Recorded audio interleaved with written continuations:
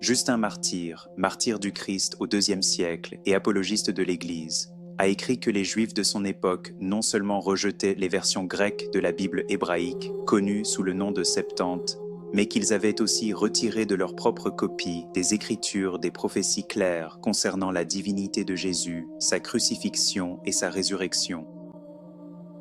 Très bien. Tournons-nous maintenant vers l'Épître aux Hébreux dans le Nouveau Testament, chapitre 10, versets 5 et 6, où nous lisons: « C'est pourquoi, en entrant dans le monde, il dit, « Tu n'as voulu ni sacrifice ni offrande, mais tu m'as formé un corps. Tu n'as pris plaisir ni aux holocaustes ni aux sacrifices pour le péché. » Vous remarquerez peut-être qu'il y a une note de bas de page attachée à ce verset, et cette note vous indique que ce verset est une citation directe d'une écriture de l'Ancien Testament. L'auteur de l'Épître aux Hébreux, ici dans le Nouveau Testament, cite directement le psaume chapitre 40, verset 6, qui se trouve dans l'Ancien Testament. Allons donc maintenant dans la section de l'Ancien Testament de notre Bible, et tournons-nous vers le psaume 46, où nous lisons: « Tu ne désires ni sacrifice, ni offrande, tu m'as ouvert les oreilles. Tu n'as pas exigé d'holocauste ni de sacrifice pour le péché. » Dès le départ, on constate que la citation du Nouveau Testament ne correspond pas à l'écriture de l'Ancien Testament qui est citée.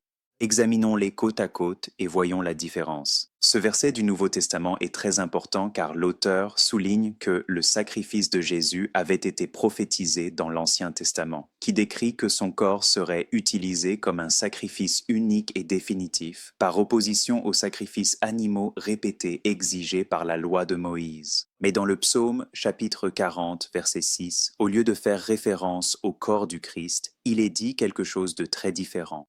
Il est écrit: « Tu m'as ouvert les oreilles », ce qui omet totalement le sacrifice corporel de Jésus-Christ dont parle l'auteur de l'Épître aux Hébreux.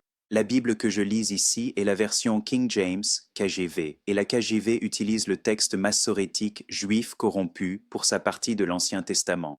Le psaume 40, verset 6, fait partie des Écritures qui ont été victimes des révisions rabbiniques de l'Ancien Testament après l'an 70 de notre ère. Mais si nous nous tournons vers l'Ancien Testament grec, la Septante, nous voyons que ce sont ces écritures que les auteurs du Nouveau Testament lisaient et citaient, comme nous le voyons ici où le psaume 40, verset 6, correspond à Hébreux 10. Et ici encore, dans le Nouveau Testament, dans l'Épître aux Hébreux, chapitre 1, verset 6, l'auteur cite Deutéronome 32, 43 dans la Septante, ce qui correspond à nouveau à la citation du Nouveau Testament. Mais nous voyons encore une autre altération dans le texte massorétique. Les rabbins retirent de cette phrase que tous les anges de Dieu l'adorent. C'est une attaque évidente contre la divinité de Jésus, car il tente de supprimer le fait que même les anges adoreraient le Messie à venir, qui était Jésus. Dans le Nouveau Testament, les auteurs ont cité directement l'Ancien Testament environ 250 fois.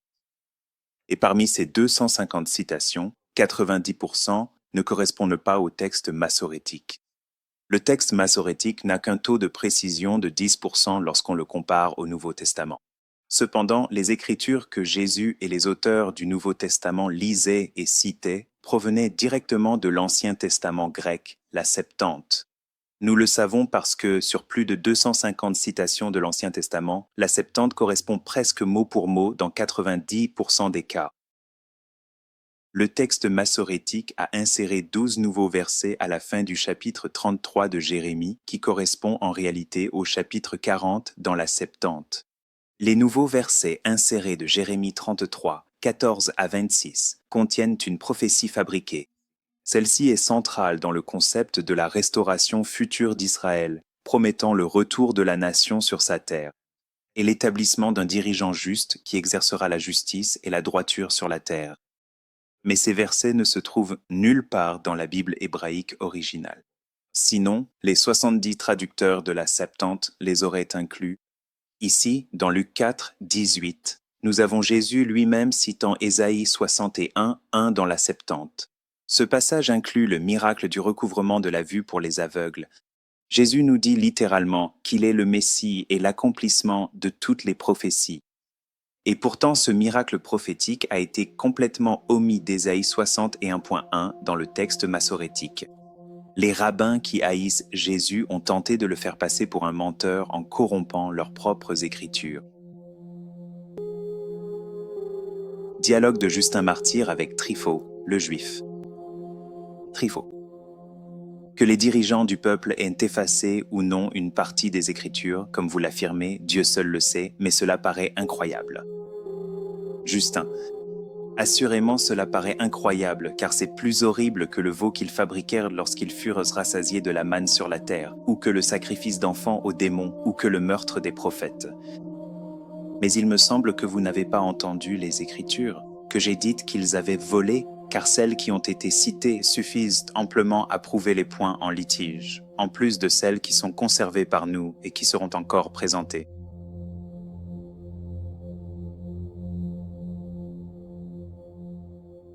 Ce que nous voyons ici, c'est une corruption rabbinique des Écritures de l'Ancien Testament. Cela a commencé à se produire après que le christianisme a commencé à croître de façon exponentielle et après la destruction du temple d'Hérode en 70 après Jésus-Christ. Cela n'a-t-il pas de sens pourtant? Comment ne pourrions-nous pas imaginer que cela soit un scénario plausible? Après cela, ils n'ont pas seulement rejeté Jésus-Christ comme leur Messie, mais ils ont aussi cherché la mort et la crucifixion de Dieu fait chair.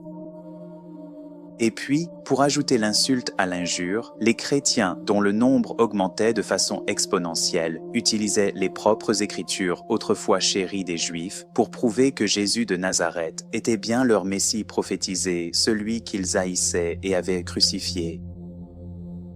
Il fallait faire quelque chose.